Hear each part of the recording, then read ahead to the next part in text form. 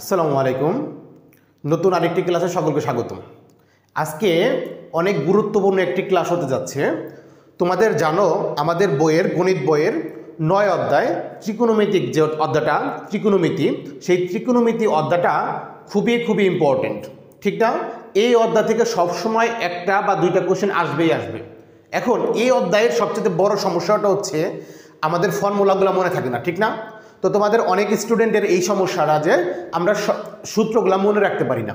তো আজকের ক্লাসটা যদি করো দেখবা যে এই সূত্রের জন্য আমাদের যে ত্রিকোণমিতিক অধ্যায়ে যে অনেকগুলো সূত্র আছে, সবগুলো সূত্র আমি কত সহজে তোমাদেরকে বলে দিই। দেখো যে এরপরে যদি ম্যাথগুলো করতে যাও দেখবা সূত্র নিয়ে তোমাদের প্যারা খাইতে হবে না, সূত্র নিয়ে আর প্যারা খাইতে হবে না যদি আজকের ক্লাসটা ঠিক মতো করো। দেখো একদম সহজ ওয়েতে আমি সূত্রগুলো কীভাবে মনে রাখতে পারি সেগুলো দেখাই দেবো। আমার মনে হয় এর আগে এভাবে ক্লাসটা তোমরা করো নাই, আজকের ক্লাস করলে তোমরা দেখবা সূত্র নিয়ে আমাদের আর কোনো প্রবলেম থাকবে না। দেখো আমরা সূত্রগুলো কীভাবে মনে রাখতে পারি। তাহলে এই অধ্যায়টা করার জন্য অর্থাৎ ত্রিকোণমিতি, আমাদের অধ্যায়টার নাম ছিল ত্রিকোণমিতি, তাই না?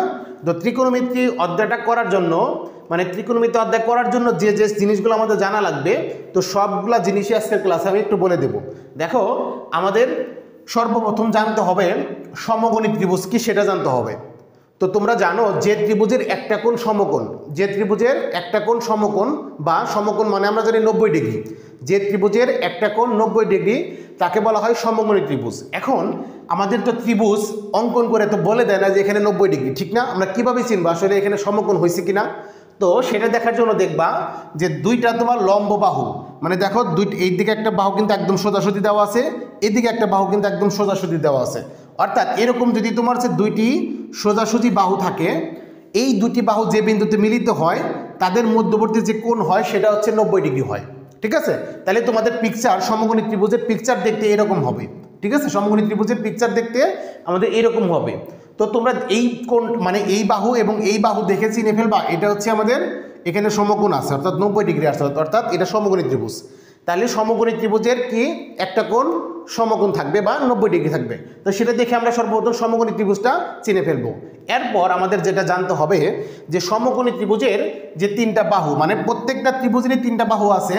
তো সমকোণী ত্রিভুজের তিনটা বাহুর আলাদা আলাদা নাম আছে, একটা হচ্ছে ভূমি, একটার নাম হচ্ছে লম্ব, একটার নাম হচ্ছে অতিভুজ। এই তিনটা জিনিস আমাদের খুব ভালোভাবে জানতে হবে যে কোনটাকে কোন বাহুকে মানে কোন নামে রাখবো আমরা। এখন দেখো এটা চেনার জন্য আমাদের যেটা করতে হবে সর্বপ্রথম আমাদের সমকোণ কোথায় আছে সেটা চিনতে হবে। তো সেটা চেনার জন্য আমরা তো বুঝতেই পারবো যে দুইটা লম্ব বাহু কোথায় আছে, তো ওইখানে যে কোণটা উৎপন্ন হবে সেটা সমকোণ হবে, অর্থাৎ এটা হচ্ছে আমাদের সমকোণ, ঠিক না? এই সমকোণের ঠিক অপোজিটে যেটা থাকবে, এই সমকোণের ঠিক অপোজিটে যেটা থাকবে ওই বাহুটার নাম হচ্ছে অতিভুজ। সমকোণ মানে 90 ডিগ্রির ঠিক অপোজিটে যে বাহুটা থাকবে সেটার নাম কি? অতিভুজ। অর্থাৎ এই বাহুটার নাম হচ্ছে অতিভুজ, অতিভুজ। তাহলে দেখো অতিভুজ কিভাবে চিনবো আমরা, সর্বপ্রথম সমকোণ কোথায় অর্থাৎ 90 ডিগ্রি কোথায় সেই কোণটা বের করব। সেই কোণের অপোজিট যে বাহুটা থাকবে সেটার নাম হবে অতিভুজ। এখন আমাদের সমকোণ চিনে ফেললাম, এখন বাকি যে দুইটা কোণ আছে না, এই কোণ আর এই কোণ, এখানে আমাদের দুইটা কোণ হবে সূক্ষ্মকোণ, অর্থাৎ এই কোণ এবং এই কোণের মান হবে তোমার দুইটার যোগফল হবে 90 ডিগ্রি, অর্থাৎ এই দুইটা কোণই হচ্ছে 90 ডিগ্রিতে ছোট হবে। এখন এই যে আমাদের যে বাকি দুইটা বাহু আছে ভূমি আর একটা হচ্ছে লম্ব, এই ভূমি লম্ব হচ্ছে আমাদের একই ত্রিভুজ দেখতে, মনে করো আমাদের এই যে এ বি সি, এই একই ত্রিভুজের মধ্যে আমাদের এই দুইটা কোণের উপর ভিত্তি করে আমি যদি এই কোণকে ধরি থিটা, এই কোণকে যদি ধরি আলফা, এই দুইটা কোণের উপর ভিত্তি করে আমাদের ভূমি লম্ব কিন্তু চেঞ্জ হয়ে যাবে। তো এই বিসিটা একবার ভূমি হতে পারে, আবার বিসিটা একবার লম্ব হতে পারে, সেটা ডিপেন্ড করবে আমরা কোন কোণের উপর নির্ভর করে বলতেছি। এখন আমাদের বোঝার বিষয় হচ্ছে তাহলে একটা সমকোণী ত্রিভুজের অতিভুজ সবসময় ফিক্সড থাকবে, একটা যদি সমকোণী ত্রিভুজ হয় সেটার অতিভুজ সবসময় ফিক্সড থাকবে, কিন্তু ভূমি আর লম্ব পরিবর্তন হয়ে যেতে পারে। সেটা কিসের উপর ডিপেন্ড করে? এই যে থিটা কোণের উপর ডিপেন্ড করে, অর্থাৎ সূক্ষ্ম কোণের উপর ডিপেন্ড করে। এখন আমি ভূমি লম্বটা তাহলে কিভাবে চিনবো যে কখন কোনটাকে আমি ভূমি বলবো? এখন তোমার কোশ্চেনে যে কোনো একটা কোণই দেওয়া থাকবে, ঠিক আছে? তাহলে যে কোণটা মনে করো এই যে থিটা কোণের উপর ডিপেন্ড করে যদি আমরা বলতে চাই, দেখবো এই থিটাটা কার সাথে কোণ উৎপন্ন করছে, থিটাটা যে বাহুর সাথে কোণ উৎপন্ন করবে সেটা হবে ভূমি। দেখো আমাদের এটা কার সাথে কোণ উৎপন্ন করছে বলো তো দেখি, এই বিসির সাথে কোণ উৎপন্ন করছে, তাই না? সেই হিসেবে এটা হচ্ছে ভূমি হবে, সেই হিসেবে এটার নাম কি হবে? ভূমি। এখন এটা যেহেতু ভূমি তাহলে বাকি রইল কি বলো তো লম্ব, তাহলে এটা হবে কি লম্ব। এখন আমাদের মনে করো যে পিকচারটা অঙ্কন করে দিচ্ছে এটা থিটা বলে নাই, মানে এখানে কোনো কোণ বলে দেয় নাই, আমাদের বলছে এখানে আলফা বা থিটাও বলতে পারতো, এখানে আলফা না বলে কি বলতে পারতো থিটাও বলতে পারতো, যে কোনো একটা মান থাকবে। এখন দেখো এই ত্রিভুজের আমাদের কোনটা বলো তো, কোনটা এখানে কোণ উৎপন্ন করছে তাই না, এই কোণটা কার সাথে কোণ উৎপন্ন করছে বলো তো, এই থিটাটা কার সাথে কোণ উৎপন্ন করছে এবির সাথে। তাহলে দেখো আমি কিন্তু ত্রিভুজ কিন্তু পরিবর্তন করি নাই, ত্রিভুজ কিন্তু এবিসি আছে। এখন এই থিটাটা আমাদের এবির সাথে কোণ উৎপন্ন হয়েছে এবার, তাহলে এবার কিন্তু এটা লম্ব হবে না, এখন এই বাহুটার নাম হয়ে যাবে কি ভূমি, কারণ এই থিটাটা এবির সাথে কোণ উৎপন্ন করছে। তাহলে এটা যদি ভূমি হয় তাহলে এটা কিন্তু আমাদের কি হয়ে যাবে, এটা হয়ে যাবে আমাদের লম্ব। বুঝতে পারছো? তাহলে একটা সমকোণী ত্রিভুজের এই কোণের উপর ডিপেন্ড করে, অর্থাৎ সূক্ষ্মকোণ আমাদের এটা দেওয়া আছে নাকি এটা দেওয়া আছে, সেই থিটা কোণের উপর ভিত্তি করে ভূমি লম্ব কিন্তু পরিবর্তন হয়ে যায়, আর অতিভুজ সবসময় ফিক্সই থাকবে। ঠিক আছে না? তাহলে আমরা ভূমি লম্ব অতিভুজ চিনতে পারবো না, অর্থাৎ যে কোণটা দেওয়া থাকবো দেখবো যে ওই কোণটা কার সাথে কোণ উৎপন্ন মানে কোন বাহুর সাথে কোণ উৎপন্ন করছে, ওই বাহুটা হবে ভূমি আর বাকিটা হবে কি লম্ব। আর অতিভুজ তো আমরা আগে ডিফাইন করে ফেলবো যে আমাদের সমকোণের ঠিক অপোজিটে যেটা থাকবে। আবার এটাকে চেনার জন্য আমরা করতে পারি যে বাঁকা যে বাহুটা আছে ওইটা, অথবা সবচেয়ে বড় যে বাহু সেটাই অতিভুজ হয়। তাহলে অতিভুজকে আমরা আগে ডিফাইন করে ফেলবো, তারপরে কোন কার সাথে কোণ উৎপন্ন করছে সেটার উপর ডিপেন্ড করে আমরা ভূমিটাকে ডিফাইন করে ফেলবো, আর বাকি যেটা থাকবে সেটা লম্ব। ঠিক না? তাহলে আশা করি বুঝতে পারছো। এখন ধরো এটা আমাদের একটা সমকোণী ত্রিভুজ, এটার নাম দিলাম আমি বি, এটা দিলাম ডি, এটা দিলাম সি। আমাদের কোনটা উৎপন্ন হয়েছে এখানে বলো তো। এবার তাহলে আমাদের ভূমি লম্ব অতিভুজ কোনটা হবে? তাহলে সর্বপ্রথম দেখো এখানে আমাদের দুইটা লম্ব বাহু জয়েন্ট হয়েছে, তার মানে এখানে সমকোণ। তাহলে সমকোণের ঠিক অপোজিটে সেটার নাম কি? এটার নাম তাহলে অতিভুজ। আমি এখন কোনটা বলে দিছি এটা, অর্থাৎ এই কোনটা কার সাথে উৎপন্ন হয়েছে বলো তো দেখি? বিসির সাথে। তাহলে বিসির সাথে যেহেতু থিটা কোণ উৎপন্ন হয়েছে তাহলে এটা কি হবে? ভূমি। তাহলে বাকি যেটা রইল সেটা কি হবে? লম্ব। তাহলে আমরা একটা সমকোণী ত্রিভুজের কিন্তু ভূমি লম্ব অতিভুজ কিভাবে ডিফাইন করব সেই বিষয়টা মনে হয় ক্লিয়ার হয়ে গেছে, ঠিক না? আচ্ছা, এরপর দেখো আমরা সমকোণী ত্রিভুজের যেহেতু ভূমি লম্ব অতিভুজ শিখে ফেললাম, এরপর থেকে সমকোণী ত্রিভুজের আমরা আগের ক্লাস থেকে আমরা শিখছি এটা যে পিথাগোরাসের উপপাদ্য। এই জিনিসটাও আমাদের এই অধ্যায়ের মধ্যে লাগবে, যে পিথাগোরাসের উপপাদ্যটা হচ্ছে কি? অতিভুজ স্কোয়ার সমান সমান লম্ব স্কোয়ার প্লাস ভূমি স্কোয়ার। এটা আমরা আগের ক্লাসেও শিখছি, 7-8-ও শিখছি এটা, তাই না? যে অতিভুজ স্কোয়ার সমান সমান কি হবে? লম্ব স্কোয়ার প্লাস ভূমি স্কোয়ার হবে। এটা হচ্ছে আমাদের পিথাগোরাসের উপপাদ্য। দেখো এই জিনিসটা থেকে আমাদের তো অতিভুজ স্কোয়ার প্রয়োজন পড়ে না, তাই না? আমরা যখন ম্যাথ করতে যাব তখন আমাদের লাগবে ভূমি অথবা লম্ব অথবা অতিভুজ, কিন্তু অতিভুজ স্কোয়ার কিন্তু দরকার নাই। তাহলে আমাদের যদি অতিভুজটা বের করা লাগে, ধরো অতিভুজটা আমাদের লাগবে, তাহলে আমি কি করব? অতিভুজ সমান সমান কি লিখতে পারবো বলো তো দেখি? যেহেতু আমাদের এই স্কোয়ারটা লাগতেছে না, স্কোয়ারটা আমরা সরিয়ে দেবো। তোমরা জানো যে এক পাশ থেকে যদি আমরা স্কোয়ারে সরিয়ে দেই তাহলে ডান পাশে আমাদের হচ্ছে রুট ওভার দিতে হয়। যেহেতু স্কোয়ার ছিল সেই স্কোয়ারকে আমরা কি করছি? সরিয়ে ফেলতেছি। তাহলে ডান পাশে কি দিতে হবে? রুট ওভার দিতে হবে। তাহলে রুট ওভার লম্ব স্কোয়ার প্লাস ভূমি স্কোয়ার। অর্থাৎ শুধু যদি অতিভুজ বের করতে বলে বা আমাদের লাগে কোশ্চেনে, তখন আমরা কি করব? রুট ওভার লম্ব স্কোয়ার প্লাস ভূমি স্কোয়ার। তার মানে পিথাগোরাস থেকে আমরা জানি অতিভুজ স্কোয়ার সমান সমান লম্ব স্কোয়ার প্লাস ভূমি স্কোয়ার, কিন্তু আমাদের যখন মান প্রয়োজন পড়বে অতিভুজ তখন আমরা স্কোয়ারটা বাদ দিয়ে ফেলবো, ডান পাশে একটা রুট ওভার দেবো। অর্থাৎ অতিভুজ সমান সমান কি হবে? রুট ওভার লম্ব স্কোয়ার প্লাস ভূমি স্কোয়ার। এখন খেয়াল করো, আমাদের যে সবসময় অতিভুজটাই লাগবে এরকম তো না, ঠিক না? আমাদের কোনো ক্ষেত্রে লম্ব লাগবে, কোনো ক্ষেত্রে ভূমি লাগবে। দেখো আমাদের কিন্তু এই তিনটা বাহুর মধ্যে সবচেয়ে বড় বাহু হচ্ছে অতিভুজ। সবসময়ই সমকোণী ত্রিভুজের অতিভুজটা হচ্ছে সবসময় বড় হয়, ঠিক আছে? তাহলে আমরা যখন বড় বাহুটা বের করব তখন রুট ওভার লম্ব স্কোয়ার প্লাস ভূমি স্কোয়ার। এখন দেখো আমাদের যদি তোমার সে লম্ব প্রয়োজন হয়, যদি এই লম্বটা প্রয়োজন হয় তখন আমরা কি করতাম বলো তো? তাহলে আমরা কি করতাম? ভূমিটাকে বাম পাশে পাঠিয়ে দিতাম না? তখন কি হইতো? এটা যেত প্লাস, তাহলে বাম পাশে এসে সেটা কি হয়ে যেত? মাইনাস। অর্থাৎ অতিভুজ স্কোয়ার মাইনাস ভূমি স্কোয়ার হয়ে যেত, সমান সমান কি হইতো? লম্ব, ঠিক না? অর্থাৎ এই লম্ব এবং ভূমি এই দুইটা বাহু কিন্তু অতিভুজ থেকে ছোট, ঠিক না? অতিভুজ থেকে ছোট। অর্থাৎ যখন তোমার লম্ব প্রয়োজন হবে তখন রুট ওভার তোমার হচ্ছে কি দিবা? অতিভুজ, আমি শুধু অতি লিখলাম, ঠিক আছে? যে অতিভুজ মাইনাস কি দিবা? ভূমি স্কোয়ার দিবা, ঠিক না? যখন তোমার হচ্ছে লম্ব প্রয়োজন হবে তখন অতিভুজ থেকে তুমি ভূমিটা বিয়োগ করে ফেলবা, আর স্কোয়ার থাকবে, উপরে রুট ওভার হবে। আর যখন তোমার হচ্ছে ভূমিটা প্রয়োজন হবে, যে ভূমি বের করতে বলছে, তাহলে ভূমি বের করতে বলে তুমি কি করবা? রুট ওভার যে অতিভুজ স্কোয়ার যে অতিভুজ স্কোয়ার মাইনাস তোমার এখানে দিতে হবে হলো লম্ব স্কোয়ার। বুঝতে পারছো? আমাদের এই তিনটা কিন্তু ফর্মুলা কিন্তু সবসময় লাগবে। যে তাহলে অতিভুজ সমান সমান কি রুট ওভার লম্ব স্কোয়ার প্লাস ভূমি স্কোয়ার, যেহেতু অতিভুজ বড় এজন্য দুইটার যোগফল। আর যখন তোমাকে বলবে যে লম্ব বের করো তখন রুট ওভার অতিভুজ স্কোয়ার মাইনাস ভূমি স্কোয়ার, যখন তোমাকে বলবে ভূমি বের করো তখন রুট ওভার অতিভুজ স্কোয়ার মাইনাস লম্ব স্কোয়ার। বুঝাইতে পারছি? তাহলে যখন ছোট দুইটা বাহু বের করতে বলবে তখন ডান পাশে রুট ওভার হবে, অতিভুজ থেকে যেটা বের করতে বলবে তার বিপরীতটা বিয়োগ করতে হবে। লম্ব বের করতে বললে ভূমি বিয়োগ করতে হবে, ভূমি বের করতে বললে লম্বটা বিয়োগ করতে হবে, আর অতিভুজ বের করতে বললে দুইটাকে যোগ করতে হবে। ঠিক আছে না? এইভাবে একটু মাথায় রাখবা। হ্যাঁ, তাহলে আমরা পিথাগোরাস থেকে যে তিনটা অতিভুজ লম্ব ভূমি এই তিনটার জন্য যে ফর্মুলা লাগে সেটা আমাদের কিন্তু মুখস্থ হয়ে গেল। তাহলে এভাবে এটা আমরা ক্লিয়ার করতে পারলাম। এরপর আমাদের হচ্ছে ত্রিকোণমিতিক অনুপাত।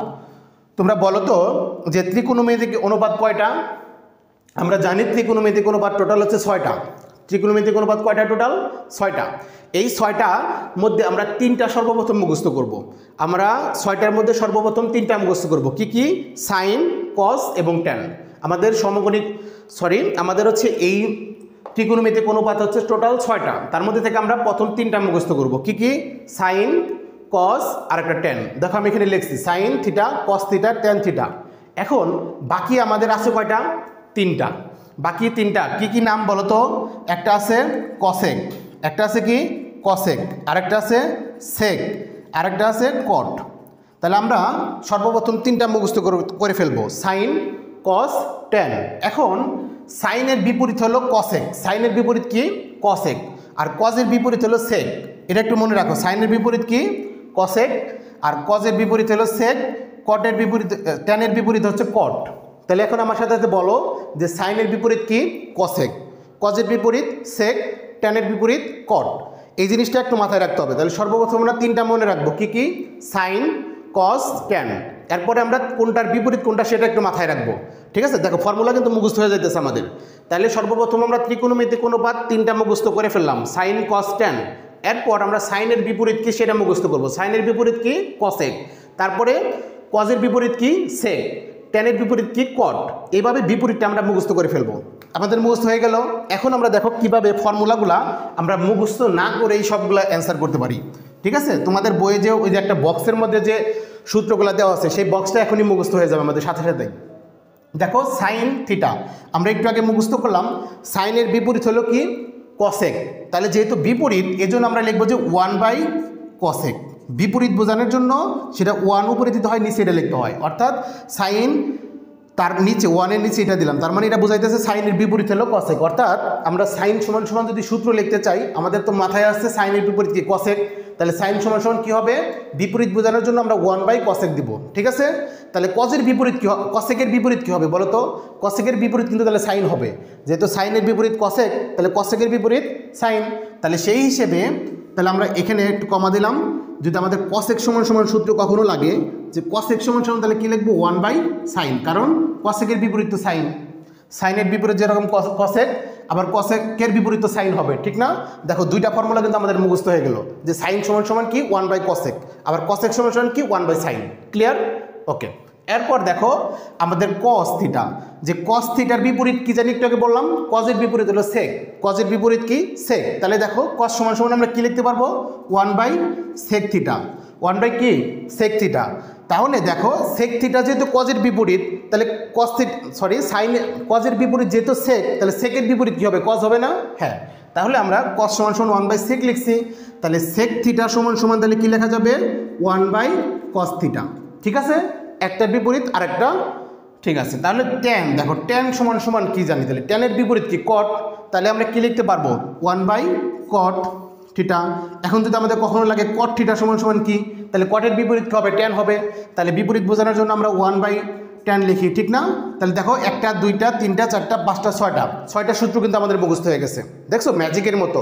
তাহলে আমরা সর্বপ্রথম কিন্তু 3টা মুখস্থ করছিলাম শুধু, সাইন, কস, ট্যান।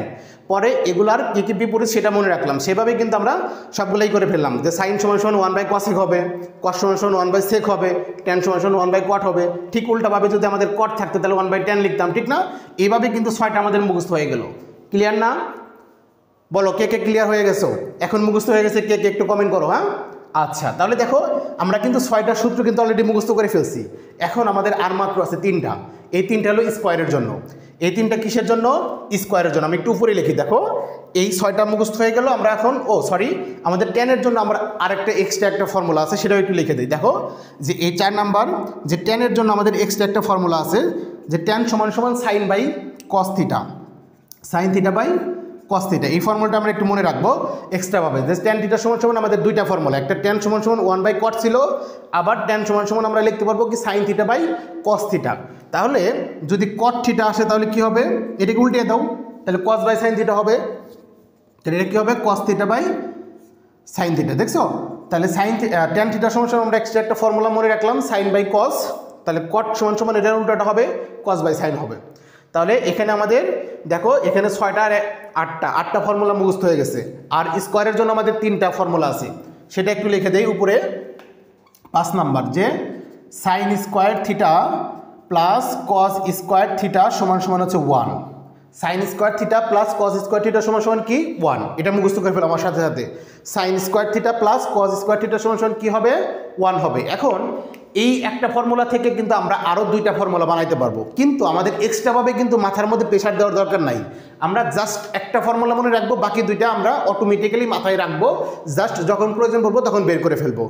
এক্সট্রাভাবে আমাদের মাথায় কোনো ইনপুট দেওয়ার দরকার নাই। তাহলে sign square theta plus cos square theta = কি? 1 আমরা মুখস্থ করে ফেলছি। এখন আমাদের কোশ্চেনে অনেক সময় লাগবে শুধু সাইন স্কোয়ার থিটা। দেখো এটার কোনো নাম্বার দিলাম না আমি, আমাদের সাইন স্কোয়ার থিটা প্রয়োজন পড়বে, তখন আমরা কি করব? জাস্ট কস স্কোয়ার থিটা ডান পাশে চলে গেছে, তাহলে কি হবে? 1, এটা প্লাস ছিল তো, এটা ডান পাশে যে মাইনাস হয়ে গেছে না, যে সাইন স্কোয়ার থিটার = তাহলে আমরা কি লিখতে পারবো বলো তো?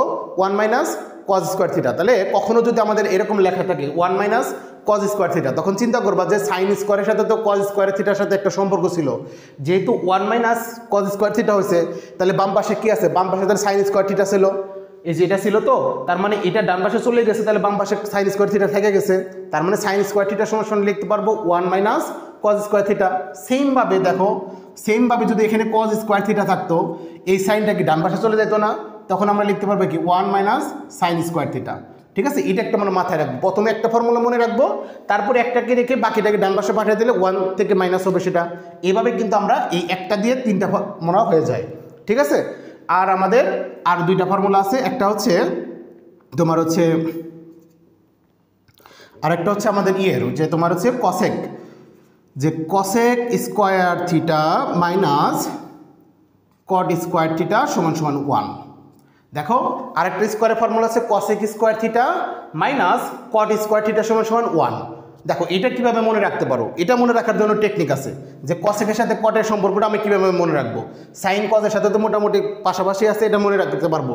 এই স্কোয়ারের জন্য যেটা মনে রাখতে পারো, যে তোমার হচ্ছে আমাদের যেটা আছে কসেক, আমরা যখন বলি কসেক, আরেকটা হলো সেক, একটা হচ্ছে ট্যান, আর একটা হচ্ছে কট।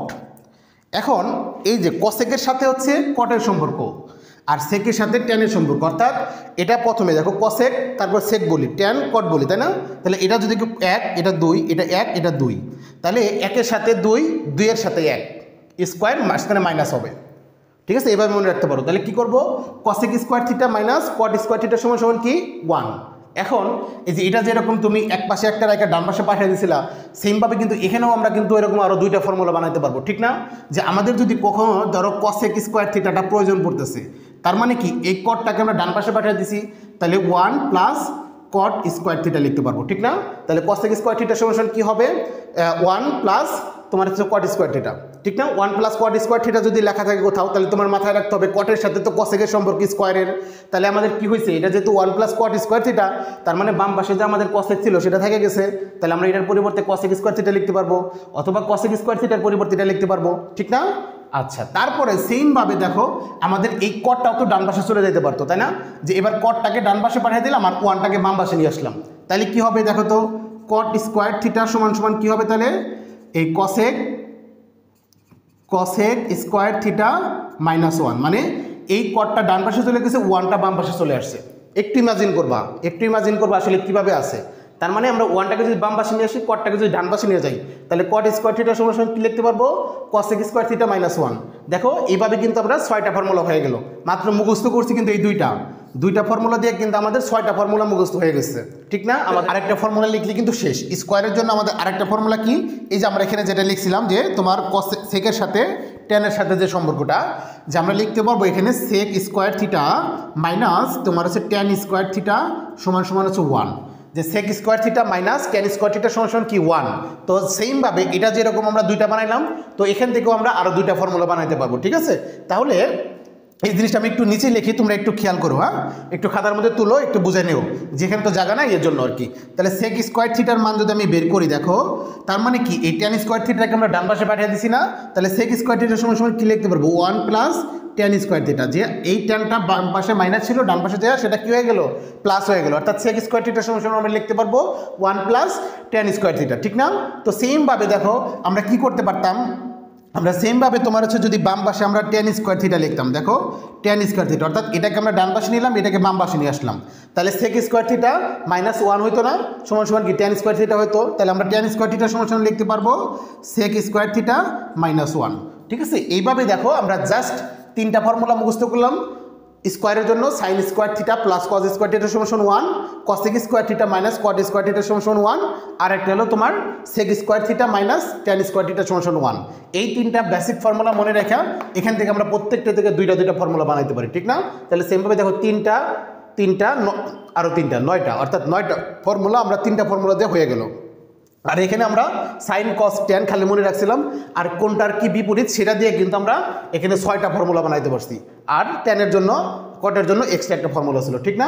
দেখো আমাদের কয়টা ফর্মুলা টোটাল, যে এখানে আমরা দুইটা মানে এখানে 8টা আর এখানে তোমার হচ্ছে 9টা, অর্থাৎ 17টা ফর্মুলা কিন্তু আমরা খুব সহজে একদম পানির মতো করে সহজ করতে পারলাম, ঠিক না? দেখো আগের যেগুলো আমরা মুখস্থ করছি সাইন কস টেন, এগুলোর জন্য তো আমাদের কোনো প্রেশারই লাগে নাই। আমরা সাইনের বিপরীত জানি কসেক, কজের বিপরীত জানি সেক, টেনের বিপরীত জানি কট, সেই হিসেবে আমরা খুব সহজে সাইন আসলে আমরা 1/কসেক লিখে ফেলবো, কসেক থাকলে 1/সাইন লিখে ফেলবো, কট থাকলে 1/টেন লিখে ফেলবো, সেক থাকলে 1/কস লিখে ফেলবো, বিপরীত যার যেটা সেটা দেয়। দেখো এটার জন্য কিন্তু মাথায় একটু প্রেশার দিতে হয় নাই, একদম সুন্দরভাবে আমরা মুখস্থ করে ফেলছি। আবার সেমভাবে স্কোয়ারের জন্য আমরা 3টা ফর্মুলা প্রথমে মনে রাখছি, যে sign square theta plus cos square থিটার সমান সমান 1 হবে, সেখান থেকে 2টা আমরা বানাইতে পারি। আবার যে এটাও মনে রাখার জন্য তোমাদের বলে দিলাম যে কসেক সেক আর টেন কট, তাহলে এটা 1 এটা 2, এটা 1 এটা 2, তাহলে স্কোয়ারের জন্য আমাদের আর দুইটা যেটা 1-এর সাথে 2 হবে, 2-এর সাথে 1 হবে, অর্থাৎ কসেক স্কোয়ার থিটা মাইনাস তোমার হচ্ছে টেন স্কোয়ার থিটা সমান সমান 1 হবে, আর একটা হচ্ছে কি হবে sec square theta minus tan square theta সমান সমান 1 হবে। এটা দিয়ে আমরা আরও দুইটা এরকম 6টা ফর্মুলা বানাইতে পারি। দেখছো কত সহজে আমরা 17টা ফর্মুলা মুখস্থ করে ফেললাম, দেখছো? এই 17টা ফর্মুলা আবার এখানে আমরা তোমার হচ্ছে পিথাগোরাস দিয়ে তোমার একটা ফর্মুলা থেকে আরও 2টা বানাইছি, টোটাল 20টা ফর্মুলা কিন্তু মুখস্থ করে ফেলছো। এতগুলো ফর্মুলা মুখস্থ করছো কিন্তু মাথায় কিন্তু তোমার কোনো প্রেশারই দেওয়া লাগে না যে আমি 17-20টা ফর্মুলা মুখস্থ করে ফেলছি, ঠিক না? আচ্ছা, সেইমভাবে আমাদের আরেকটা জিনিস লাগবে, এই যে এই 3টা জিনিস করলেই আমাদের আজকের ক্লাস শেষ হয়ে যাবে। দেখো আমাদের এই যে ত্রিকোণমিতিক অনুপাতের সাথে সমকোণী ত্রিভুজের যে ভূমি লম্ব ও ত্রিভুজের সাথে আমাদের একটা সম্পর্ক আছে, তাই না? সেই সম্পর্কটা আমরা বুঝে আজকের ক্লাসটা আমরা ক্লোজ করে ফেলবো। দেখো সাইন আমরাও যে আগের মতো যে বেসিক যে 3টা ছিল সেই 3টা লিখছি এখানে, একটা কি সাইন, আর একটা কস, আর একটা হচ্ছে ট্যান। এখন সাইনের সাথে মনে রাখার জন্য দেখো সাইন সমান সমান আমরা জানি তোমার লম্ব বাই অতিভুজ, অর্থাৎ সাইনের সাথে লম্ব এবং অতিভুজের সাথে সম্পর্ক। সাইনের সাথে কার সম্পর্ক বলো তো? লম্ব এবং অতিভুজ। এই বিষয়টা মনে রাখার জন্য আমরা একটা ছন্দ দিয়ে মুখস্থ করতে পারি যে সাইনের কথা আসলে তোমাদের মাথায় রাখতে হবে যে সাইন মানে হচ্ছে সাগরের লবণতি, সাগরে লবণতি, সাইনের সাথে তোমার সাগর যায়, আর লবণের সাথে লম্ব, অতির সাথে অতিভুজ। তাহলে আমরা খুব সহজে মনে রাখতে পারবো সাইন থিটা সমান সমান সাগরের লবণ অতি, অর্থাৎ লম্ব বাই অতিভুজ হয়ে গেল, ঠিক না?